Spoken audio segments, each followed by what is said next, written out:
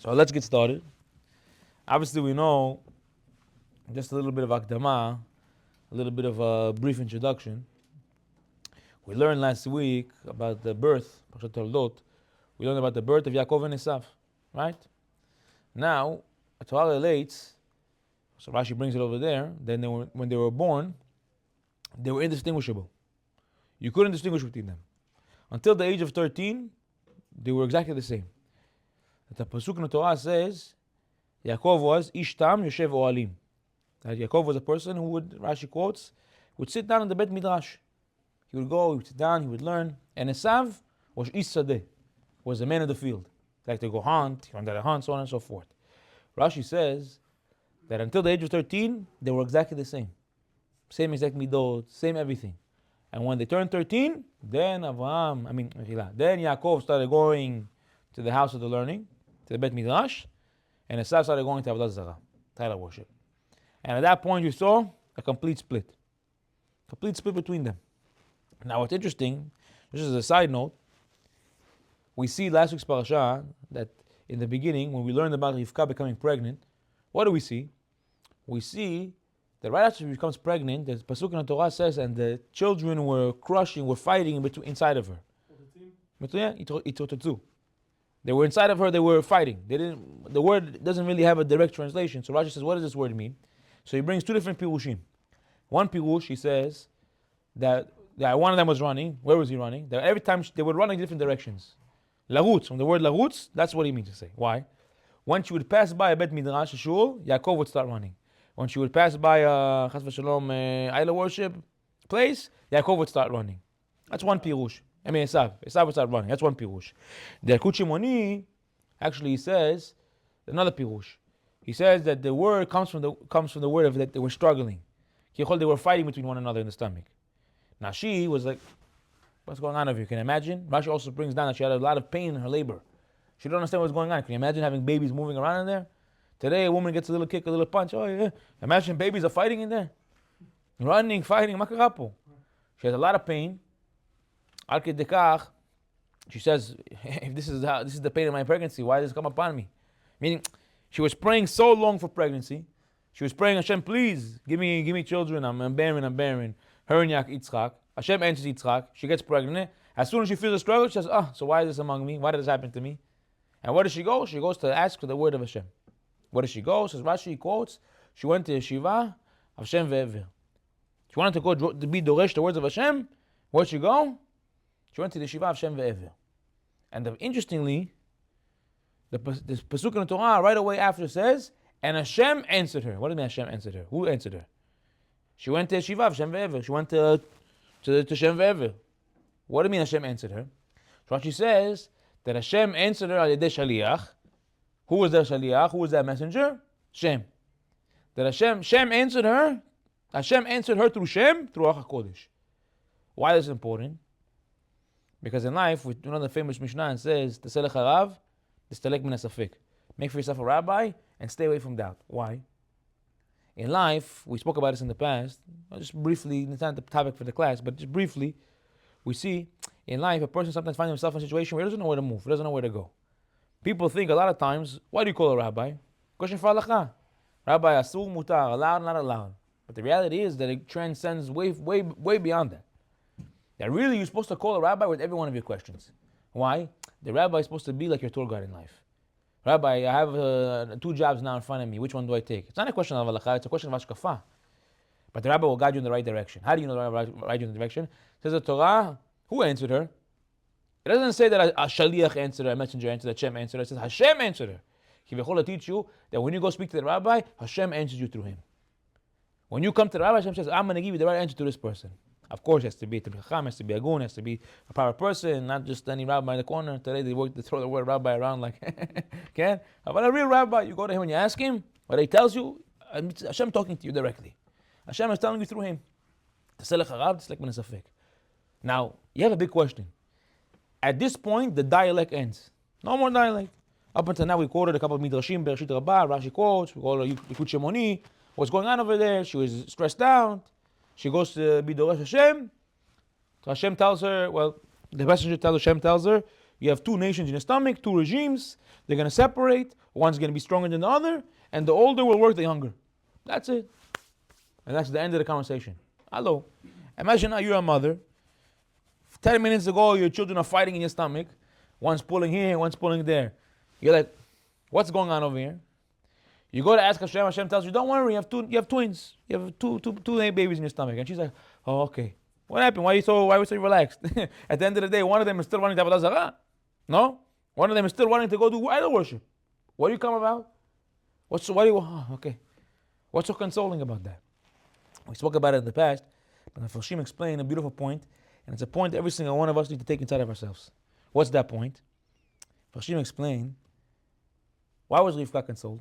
She was consoled because she said, I'd rather have two babies, both of them straight in their ways. One righteous all the way, and one wicked all the way, than to have one baby with 50-50. Not here, not there.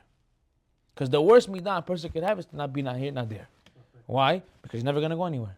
One day he's here, one day he's there. One day he's here, one day he's there. He's never going to move. He's always going to stay stagnant. She said, oh, now that at least I know I have one kid who's in the right direction, and she also has a wicked son. But again, what did Rivka think to herself? Who'd she grow up with? Im Lavan garti, Tiag mitzvot shamarti. Who was her brother? Lavan. The wicked sorcerer Lavan was her brother. He says, look, my father Betuel and my brother Lavan, two Rashaim, two wicked people. I know how to deal with Rashaim. I'm okay with Rasha. It's fine. I know how to deal with the trickery. I know how they are. But if Chas v'Shalom I have one who's both ways, they'll be terrible. And then we see one, a beautiful yesod for our lives. That a person in life, you have to be a person who's yashar, you have to be a person who's straight. Why do I say this? Listen to this. I'm going to go forward a little bit and I'm going to come back. Everything will make sense in the end. In this week's parasha, it starts off that Yaakov leaves. What happens? We'll see the story a little bit later. But after he takes the bracha from Esav, he goes to his father, he takes the blessing. Esav comes back. He says, look, my father is when he passes away, I'm gonna kill Yaakov. His mother Rivka hears Esav making a plan to kill his brother. She says, Yaakov, run away from here. 63 years old, run away from here. And Yaakov, okay, what can I do? Ima says, we do. And he runs, and he goes to where? And he goes, when you tell Beersheva, he goes out of Beersheva and he goes to Haran. And he leaves, and he sets course for Haran. Good? Now when he says, the Pasuk in the Torah continues, and he says, and he gets to the Makom. What's the Makom? It says, Rashi quoting Pesachim, anytime you see the word Makom, place, and it doesn't say where the place is, it means Har Moriah, the Mount of the Moriah, which is a holy place. That's what it means. It says, he got to Har Moriah, and he fell asleep. How did he fall asleep? He took all the rocks, he put it around him, and that's how he went to sleep, right? So Rashi on the spot, he says, what do you mean? What's going on here with these rocks? Listen to this. Rashi quotes a Bereshit Rabbah and a Gemara Masechet Chulin, two different quotes. He says he put the rocks around his head. Why? Because he was afraid that there were going to come Hayot Raot, dangerous animals, and attack him with the knives. He said, look, they're going to protect me. However, Rashi quotes a Gemara Masechet Chulin that we see, wait a minute, over here it uses the avneh in plural, and later on it says Evin, one. When Yaakov wakes up, it says only one Evin. It says a Gemara, wait a minute, it was one or multiple rocks? What's going on over here? It says the Gemara explains beautifully. Really, it was multiple rocks. And what happened? They started fighting with each other. Who's going to be the rock that Yaakov rests his head on? And Hashem made a miracle and made them all into one rock. And when Yaakov was able to rest his head on all the rocks, right? Together in one rock. So listen to this beautiful pirush. Rav Moshe Feinstein, that's all. He asked a beautiful question. He said, wait a minute. How did that help anything? Take all the rocks, make them into one rock. Everyone is still going to be fighting with each other. He's laying on me. No, he's laying on me. No, he's laying on me. The Maisa, who's he laying on? How does it help? Well, in the Maisa, we said it in the past, similar mashal. But he says, imagine now a person was putting a hammer in the wall. Takes with his right hand the hammer, takes the nail and he holds it, and he goes, right, he wants to go knock the nail inside. How do you normally do it? We have to hold it so that way it stays in place. Today they have all types of tools and everything like that, but the Maisa used to do it. And he misses the nail and boom, hits his finger. It's jumping around. What is he going to do? Pick up with the hammer with his left hand and hit his right hand? That would be, for lack of a better word, not a smart move. Why? Because it's one goof, it's one body. He says, so too, so too the rocks.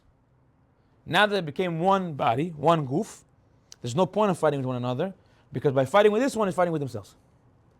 Now, why is it so important? Because it's actually a teaching for us.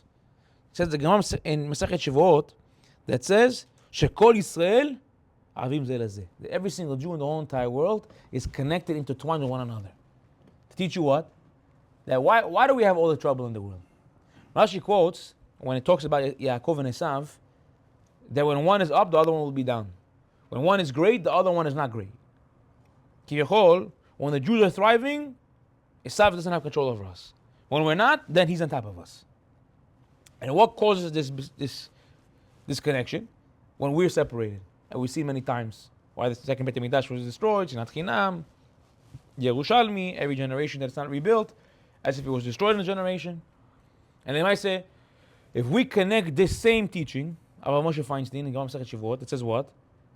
That if we really understood that Kol HaYehudim Aravim Zeh Lezeh, that every single one is intertwined with one another, and that tzlacha of one means that tzlacha of the other.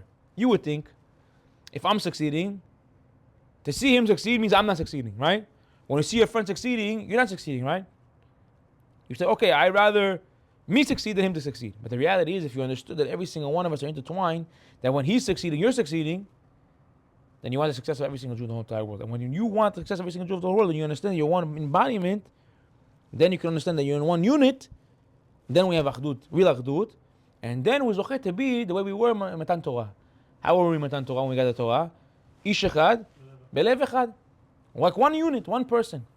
Hashem says, when I give the Torah, when I want you guys, what do I want from you guys? To be one unit. Now, if we applied this ideology to ourselves and understood that we're all one and the same, and there's no chilukim between us, then we understand that's how we succeed. That's one side point. He asks a second question. And this is the question I want to focus in on. He says, wait a minute, what are we talking about over here? Huh? We're talking about rocks. Yes or no? We're talking about rocks. What difference does it make which rock he lays on his head? So if I'm the rock that Yaakov laid his head on, then all of a sudden I'm a better rock than the other rock? Changes my reality? I'm a different rock now?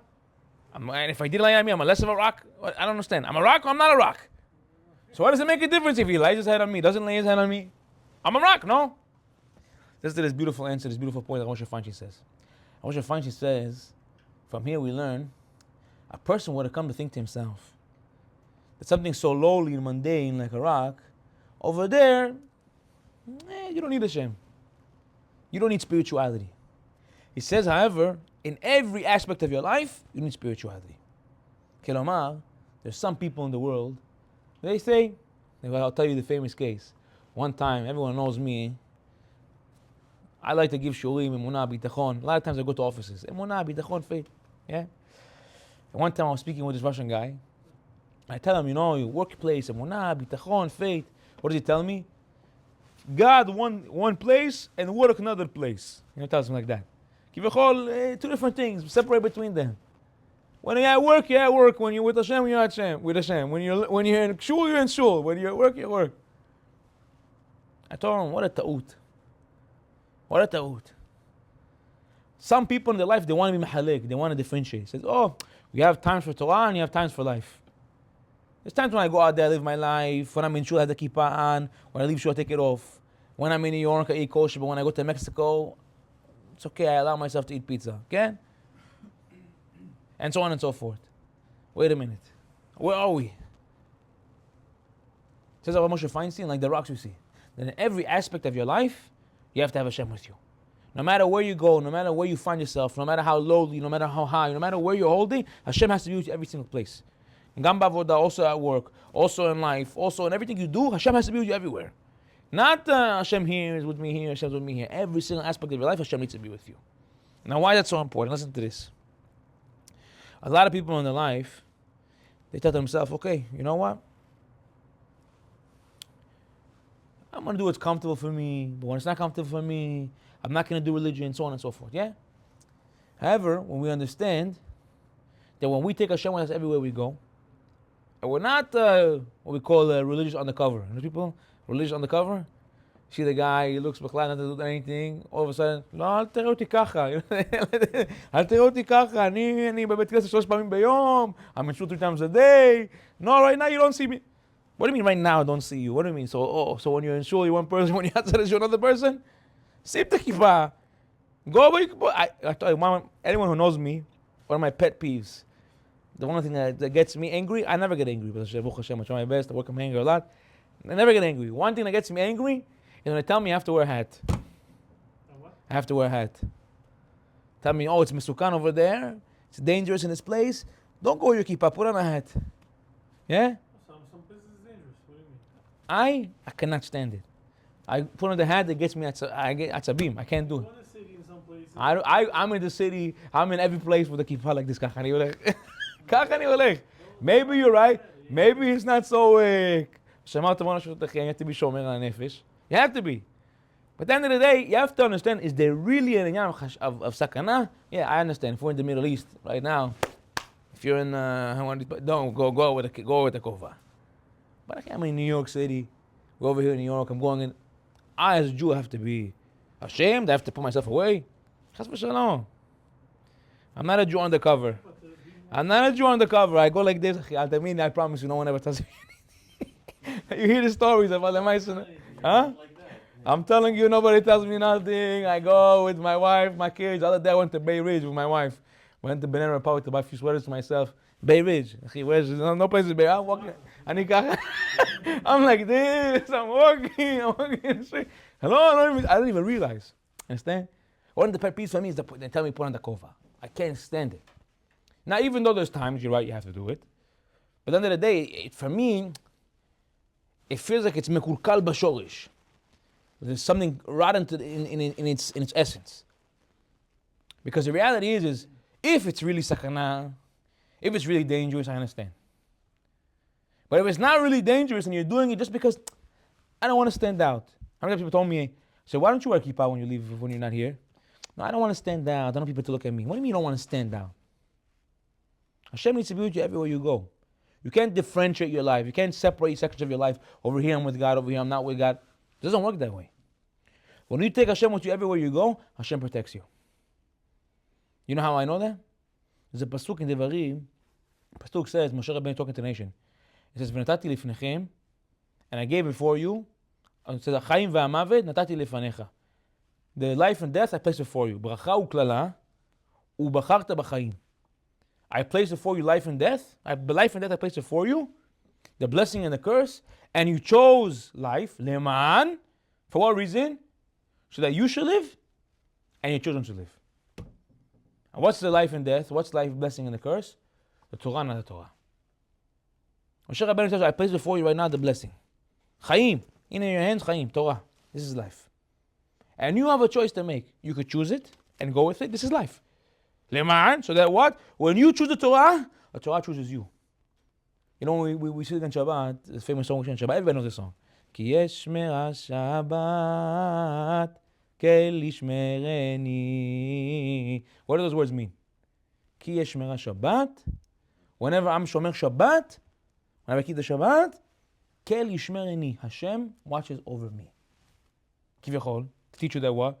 When you pick the Torah picks you. When you watch over the Hashem, when you watch over the Torah, it watches over you. When you go in the Torah watches over you. Listen to this story I heard. Arav Yitzchak Dayan Shlita. Beautiful story. He says a guy, American businessman, wealthy guy, very wealthy, religious man. One time they caught him with some situation. You know, unfortunately, sometimes this happens. They got him with some money issues, don't know if taxes, this, that, I don't know exactly what happened. And they ended up sending him to prison. Not the Kuchi Mushi prison with the tennis courts. Real deal prison. He gets in over there, and the prison that he was in, they had a rule. What was the rule? You cannot walk out of your cell with anything in your pockets. If you walk out of your cell with anything in your pocket, it could be solitary confinement, locked up in your cell, they put you in the hole, whatever it may be. Or punishment. And every time they leave the cell, they get frisked. Now here comes this Jewish guy walking out of the cell one day, and they frisk him. And what do they find in his pocket? He forgot that when he was reading the newspaper, he took a stamp, the newspaper, and he put it in his pocket.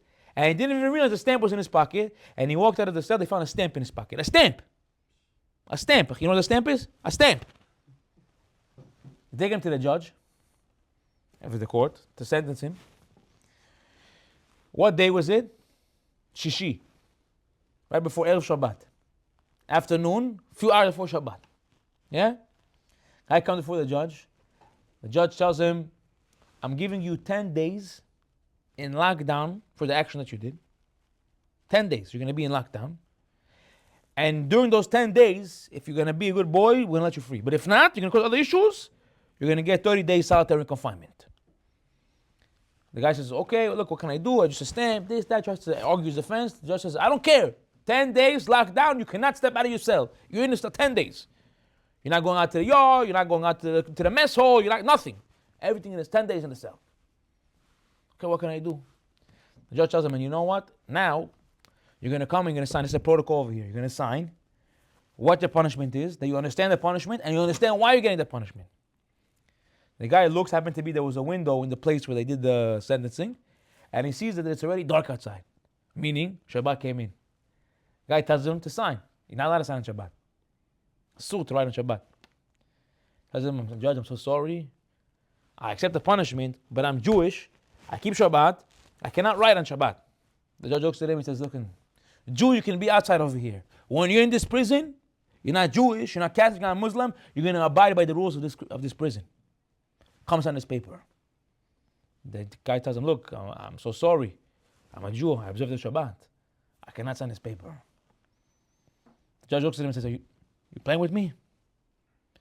If you're not going to sign this paper, I'm going to put you 30 days solitary confinement. The guy looks at him and says, Judge, you could do whatever you want. I'm telling you, I'm Jewish. I will not sign this paper. The judge saw he was being akshan stubborn, so I'm going to give him one more attempt. I'm going to leave this room 5 minutes. I'm going to go on a break. By the time I get back, this paper better be signed. You understand me? He tells him, the guy walks out. 5 minutes later, he walks back in. What was the Jew doing in the meantime? So Shabbat came in, so what was he doing? Kabbalat Shabbat. Lecha dodi, lecha. What is he going to do in the meantime until the guy walks in? Huh? Okay, he starts singing Kabbalat Shabbat. The judge comes back, looks at the paper, no signature. He starts fuming. He gets furious. He tells him, oh yeah? You want to mess with my authority? You want to see who I am? 10 days in the hole. You know what the hole is? Pitch dark, no communication with the outside world, no day, no night, no nothing. 10 days in the hole. And after that, 30 days, solitary confinement. So, shut your mouth, get out of here. They take him to the hole now. He's sitting in his room, no day, no night, no darkness. Hashem, Keshma Shabbat, what did I do? Hashem, why am I sitting in this dark hole? I can't see nothing. I don't know what's there. I don't even know where I'm standing. It's pitch dark in here. I don't know what's going on. This is how, what is this? What kind of Hashem? This is how this works? Is this the reward I get for being a good Jew? 10 days. Now, in there, there's no hours, there's no days. 10 days can feel like forever. He comes out after 10 days. He walks out. The light's burning his eyes. 10 days not seeing light. No communication with the outside world. The guy comes out like a zombie. He walks out of the thing. Can barely see. And now before they take him to solitary confinement, they give him a few minutes. After 10 days of being there, give him a few minutes to walk around. He's walking around. He's barely catching his sight. All of a sudden, he sees a big dark figure walking his way. Very blurry because it's far away. And it's walking. He says, oh, now what? Hey, you know, when it rains, it pours. What's it going to be now? He sees an inmate walking towards him like a big Haradam, El Susio, you know El Susio? The guy's walking up here, big dude, walking up to the guy. What's going on now? The guy looks at him and says to him, all of a sudden he gets closer, he realizes that it's one of the inmates, a big guy, one of the main guys on the ground. He looks at him and says, you Jews. He says, what? He says, your God really loves you. He says, my God loves me?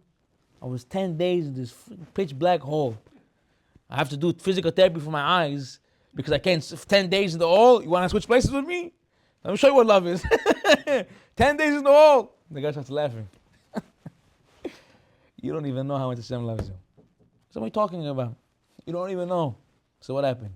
So let me tell you. There's a guy in here serving 5 life sentences. Every life sentence is how long? 25 years. Multiply by 5, how many? 125-year sentence. The guy has nothing to live for. He saw you when you came in. The fact that you're Jewish, he didn't like you. He right away didn't want to. So he went and he peeled the shank, sharpened it up very good, put it into the shirt, and he said, whenever you're going to come back to your cell, he's going to kill you. What day was that? The day you were sentenced to go to the hole. And when you went to the hole, this guy came looking for you, you weren't there. The guards saw him. They said, what do you have in your shirt? He resisted, they shot him and killed him. And you think your God doesn't love you? He put you in the hole to save your life. The guy said, wow, that's crazy. And now this Hagadam El Susio, the big guy over there, comes to him and tells him, and not only that, when you're going to finish your 30 days out there in confinement, I took it upon myself. Now that I see that your God really loves you, that your God is with you, I'm going to be your guardian in here for the rest of the time you're here. From now on, I'm guarding you. No one's going to touch you. You're under my watch. Huh? Says Rav Moshe Feinstein, a person has to be Yehudi b'kol makom shetilech. Every place you're going to go. Doesn't matter where it is, no matter how far it is, no matter if it's here. Every aspect of your life, you need to have Hashem with you. And when you take Hashem with you everywhere, you shomer la Torah, you keep the Torah keeps on you, watches on you. Shomer alecha. And not only that, you see a short of Hashem, how Hashem takes care of you. Sometimes you don't see it. And Munam Bitachon, what's a big example of Munam Bitachon? Throws a guy into the hole to save his life. And that's Hashem with every aspect of our life. That's Hashem works with us. You have to believe in Him wholeheartedly. Sometimes it doesn't make sense. Sometimes it doesn't look. Everywhere you go, in business, in life, Hashem is in everything. So Moshe Feinstein says, even in the lowly rock, Rav Shlomo Amar, he says a beautiful pirush. What did he say? So we say in the wintertime, in the Amidah, Mashiva Ruach, Morid HaGeshem. Right? Mashiva Ruach, Morid HaGeshem. When a person is Morid HaGeshem, what's a Geshem? Gashmiut. When he brings down the mundane, the physical, Moshiva Ruach. Then he brings up the Ruach. When he brings up the Geshem, when he brings up the mundane, then he brings down the Ruach. Moshiva Ruach, Morid HaGeshem. He says, in your life, when you want to focus on the mundane, you're thinking, I'm going to build myself in the mundane. The reality is you're bringing yourself down the Sulam. You're bringing yourself down in the Ruach. You have to take Hashem with you everywhere you go. And now you can understand Rivka. Why was Rivka consoled? He says, I have a son who's straight. Not here, not there. Hashem with him everywhere he goes. I'd rather have a kid who's straight and everywhere he goes and just shout Hashem with everything, than to have one kid who's here and one kid is there. And Chas v'shalom, the worst things. One day he's in the club, one day he's in the Bet Midrash. Yeah, unfortunately, we've heard cases like this, yes. This Hashem says, what is this? This is how I want you to be Yashar. How do you know? Let's take it a step further. Let's take it one step further. We said we're going to come back to the story. What happens? Yaakov and Esav are born. Good. Yitzchak, when he gets old, his eyes begin to dim. What does it mean his eyes begin to dim? Rashi brings three different pirushim. Good. One pirush says that Esav, he married women that would work Avodah Zarah. So when they were working their idols, they would burn incense. The smoke from the incense of the idols they were burning would dim the eyes of Yitzchak. Not that he would see it, but because his son is doing Avodah Zarah, Yitzchak's son is doing Avodah Zarah, idol worship, the smoke that they would burn incense for the idols, that smoke would be used to cause trouble to Yitzchak's eyes. One pirush. Another pirush he brings down, the pirush says that when Yitzchak was on the Akedah, when he was sitting on the Akedah, the Malachei HaSharet, the angels, the ministering angels were looking down at Yitzchak being tied up, banded up on the Akedah, on the altar, and they started crying. And the tears of the angels fell down into his eyes, and that's what caused him to lose his vision. And the third pirush he brings down on Tanchuma, so two Tanchuma, the first was Tanchuma, this one's also Tanchuma, the middle one was a Bereshit Rabbah. Three different midrashim, every single one of them bring down a different pirush of why Yitzchak lost his eyes. However, Elu ve'elu divrei emet. Every single one of them is true. And the third one he says is that so Yaakov will be able to get the blessing. Because when he came to get the blessing, now when Yitzchak was old, what happened? He tells Esav, go out now. I don't know how old I'm going to be, how long I'm going to live for. He says, Rashi quotes Tana, Abi Yoshua. Over there he says, why was Yitzchak concerned? He says, because when a person reaches the age of when his parents passed away, 5 years plus, 5 years minus, he has to be a little bit concerned that Chas v'shalom, it'll be also his time. So Yitzchak, when did his mother pass away? When Sarai Imenu passed away? 127 years old. How old is Yitzchak now? 133. He was in that 5-year span. He wasn't sure where exactly he was falling in, 132, 133. He wasn't sure exactly where he was going to be. So he says, okay, wait a minute. Maybe I'm already, God forbid, now it's my time. So he said, okay, now what I'm going to do? I'm going to bless my children. He tells the Sav, go out and hunt me the game that I like. Go out to the field and hunt me the food that I like. When you come back, I'll give you a blessing. His mother Rivka hears this. She tells her son Yaakov, who's the beloved upon her, go now to our flock, get me the game, get me the food. I'll make it for your father what he likes. Go in and get the blessing. He puts on the jacket. He gets the blessing. Good. Shortening the story for the sake of time. Esav comes back. He sees Yaakov saw the blessing. He leaves. He gets very angry. He makes a plan that I'm going to kill my brother as soon as my father leaves. As soon as my father passes away, I'm going to kill my brother. His mother overhears, Rivka hears. She tells Yaakov, your brother's planning to kill you. Run away. How old was Yaakov at this point? 63 years old. Before he leaves, his father tells him, I want you to go down to my family and find a wife. From the daughters of my family, from the Lavan's daughters, I want you to go find a wife.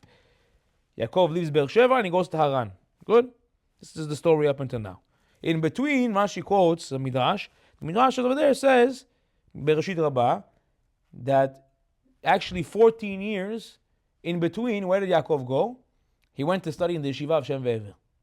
63 plus 14 plus 7 years he worked for Rachel. He was 84 years old when he got married. 84 years old when he got married. 84. 63 plus 14, how much? 84. No? 77. 63 plus 14, 77. Plus 7, 84. 84 years old when he married Rachel. Good? Now we get numbers. I don't get too much in numbers. Don't worry. Good? And what happens now? Listen to this beautiful pirush. We look at the pasuk over there. What does the pasuk say? The pasuk says like this. And Yaakov left Beersheba and he went to Haran. He left Beersheba and he went to Haran. Says the stipler. What's the double language over here? He left Beersheba and went to Haran. Just tell me he went to Haran. What is it? He left and he went. He said really when he left he had two purposes. What were the two purposes? One was to leave, to run away from his brother. And the second one was to go find the wife, listen to his father and go find the wife. Why do I tell you this? Listen to this beautiful point. The Rambam writes in Hilchot Shuvah, when it comes to doing repentance, the first step is azivat hachet, leaving the chet. Second step, kabbalah le'atid, taking upon yourself to do, committing to something. This is the stipler. First things first, he left, then he committed to do another action. Why is that important? Because in our lives, when we want to be matzliach, when you come and you want to start a new challenge in your life, a new chapter in your life, and move in your life, first things first, you leave, but it's not enough just to leave. You have to leave, and you have to commit to the next step. You left now? What's the next step? What are you doing now? Rabbi, I want to become religious. Okay, so what are you going to do? I'm not going clubbing anymore. Now what? Good, you left. Now what are you doing next? Oh, Rabbi, I'm going to start coming to the shurim. Oh, Rabbi, I'm going to start praying. Oh, Rabbi, whatever it is. You set a destination. You don't just leave and then, leave, set a destination. You want to be matzliach in anything you do in your life? That's the formula. First things first, you leave it, then you commit. Azivat hachet, kabbalah la'atid. First things first, I leave, then I commit to the next step. And that's this recipe for success in everything in your life. Nothing to do with anything, everything. Whatever you do in life, when you leave one thing, you have to commit to the next thing. When you leave one job, you have to get into another job. When you leave anything in life, that's how it works. And I'll tell you a story, listen to this story. Much a real story that I actually heard today about a guy who grew up in India. Indian guy, grew up in India. His father happened to own one of the mining farms over there. At the time when his father was still alive, it was in the 60s, 70s, the government actually made a rule that they took over the mines now. That they became the sole owners of all the mines, and now his father became poor, his father passed away, he left his children with debt. Now find this kid in India, newly married, with debt over there, he said, what am I going to do, struggling to make ends meet. His sister lived in Canada. He calls her and tells her, I want to fly out, can you do me a favor and sponsor my flight? His sister saves the money, she sponsors the flight to fly this guy out to Canada. He gets to Canada, and now his wife, who had an MBA, she starts working as a I don't know, like a secretary for an accountant for $600 a month. And this guy, okay, what am I going to do? He didn't have any job, so he went out every day in a suit and a tie, and he went out. And he was too embarrassed to tell people that he was unemployed. So when people ask him, what are you doing? He said, I do imports and exports. That's what he said. Anywhere he would go. One day he found himself in a conference.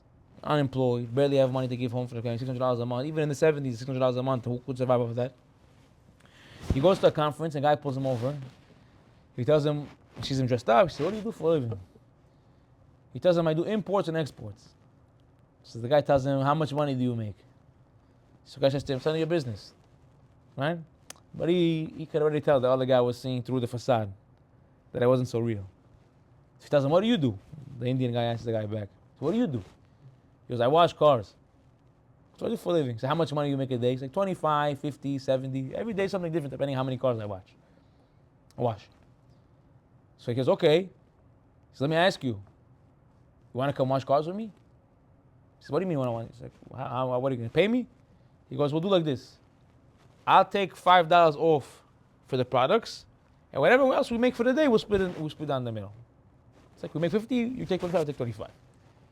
He says, okay, let me ask you, I don't understand. Why would you give me the job? I don't understand. You could just do it yourself and make the 50. He goes, I'll be honest with you, washing cars gets pretty lonely. You seem like a pretty cool guy. I don't really want to do this alone. I said, okay, you know what, I'll come and join you. First day 25, next day 30, some days 70, every day, but he still wasn't making enough. So he's looking for other jobs. He goes to another place. There's a guy who sells vacuums. So they tell the people who are working over there, anyone who does a demo, they get $5 per demo. Now he thought he didn't have to sell, he just had to do a demo. So what did he do? He went into his building and started going to every neighbor over there, knocking on the door and saying, look, I get $5 for every demo. Don't buy nothing. Just let me do the demo by your house. I'll come and vacuum over here in the house. I'll leave. I get $5 and you didn't waste any time. He goes to one apartment in the building, knocks on the door. He comes in, tells the woman, look, let me come in. Demo, I make $5. You don't lose anything. Let me come in. He comes in and as he's vacuuming the floor, the husband sees him. He says, oh, let me ask you. What do you, this is what you do for a living? He goes, look, it's one of the things that I do. I try this, that. So the guy tells him, why don't you come with me and come sell life insurance? Come work with me, sell life insurance. So the guy tells him, you want me to come sell life insurance? He says, you want me to come one of those pests, those annoying guys who non-stop calling you to buy life insurance? He says, no, thank you. I'm not interested in becoming life insurance.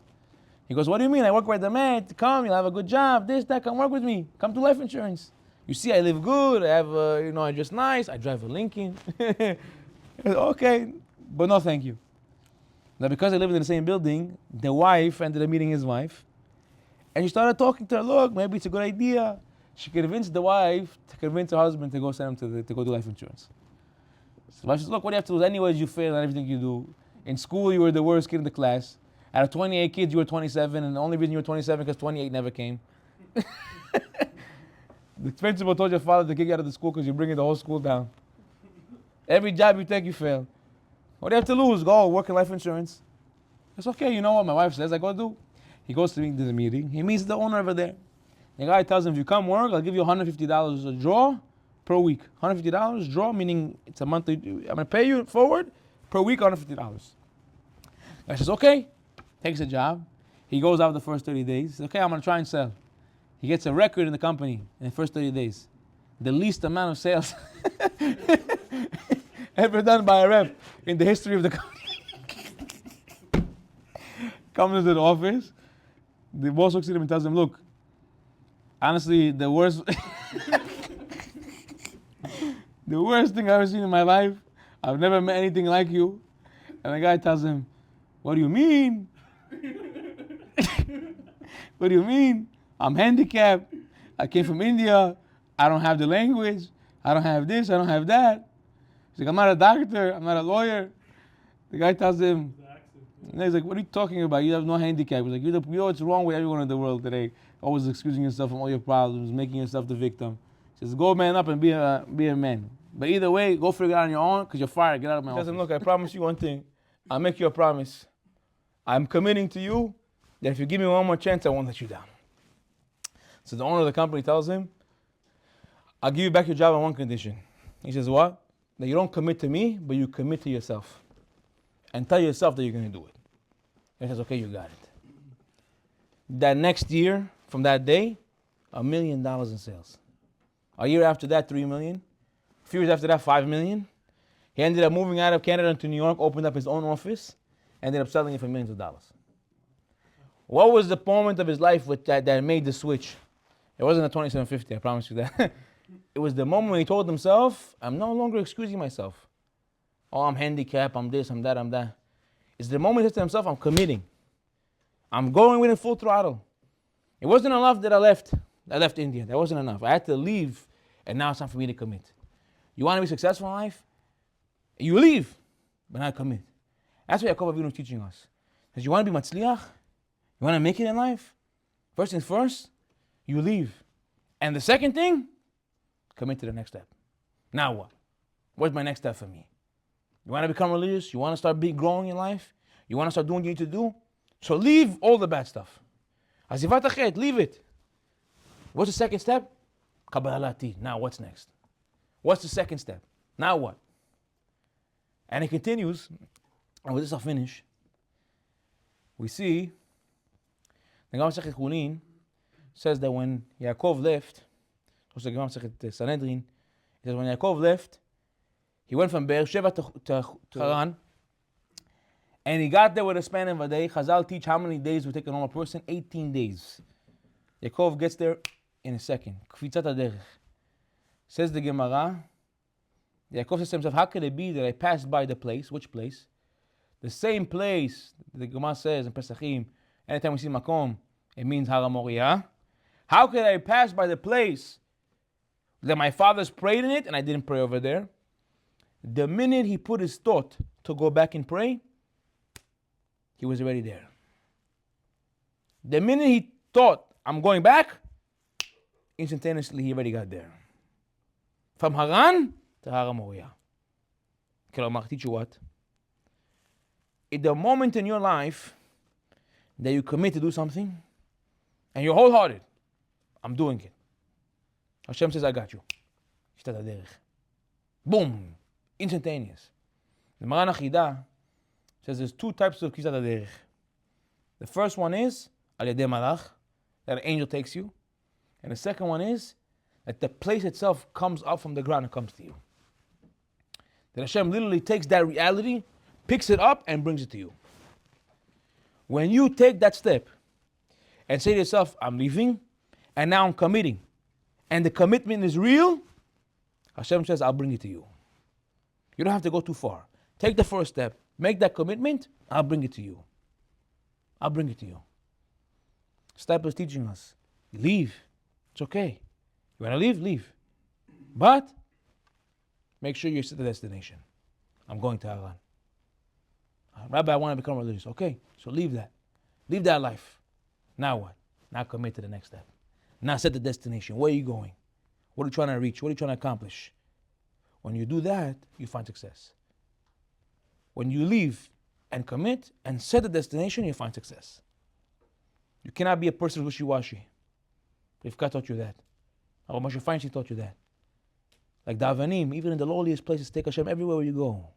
Hashem is not only here and not there. Everywhere Hashem, be with it, commit to it, leave whatever it is you need to leave, find the right destination, commit to it, and you see Hashem will get you there. Like that, instantaneous. He'll take it up, uproot the place and bring it to you. He'll take that life, uproot it and bring it to you. Sata Deshmaya. All you have to do is make that first step. I'm leaving. Now after that I left, now it's time for me to commit. We'll be zocheh to make those commitments, and in that day we'll have Hashem bring to Shkat HaDerech for us and bring us to the place where we're supposed to be. Amen.